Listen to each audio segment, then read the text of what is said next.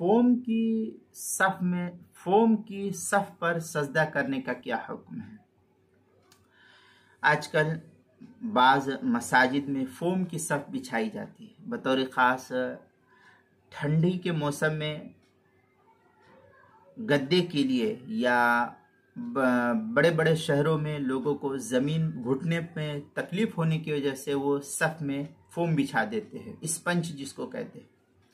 تو یہ فوم بچھائی جاتی ہے سجدے کی جگہ میں، تو ان میں یہ دیکھا جائے گا، اس پر سجدہ کرنے کے سلسلے میں یہ دیکھا جائے گا کہ پیشانی زمین پر ٹک رہی ہے یا نہیں۔ اگر پیشانی بآسانی زمین پر ٹک رہی ہے تو سجدہ ادا ہو جائے گا، اور اگر فوم اتنا دبیز ہو، اتنا موٹا ہو کہ کوشش کے باوجود پیشانی نہ ٹک پاتی ہو تو سجدہ ادا نہیں ہوگا۔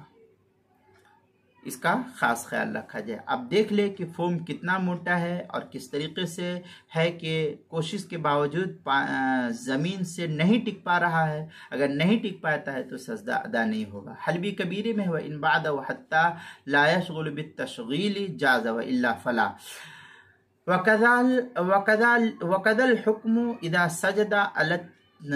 اذا سجدہ وغیرہ جو ہے عبارت نقل کی ہے حلبی کبیری کے صفحہ 289 پر، اور عالمگیریہ فتاوی عالمگیریہ اس کی پہلی جلد صفحہ 70، کتاب المسائل اس کی پہلی جلد صفحہ 308 پر اس کو نقل کیا گیا ہے۔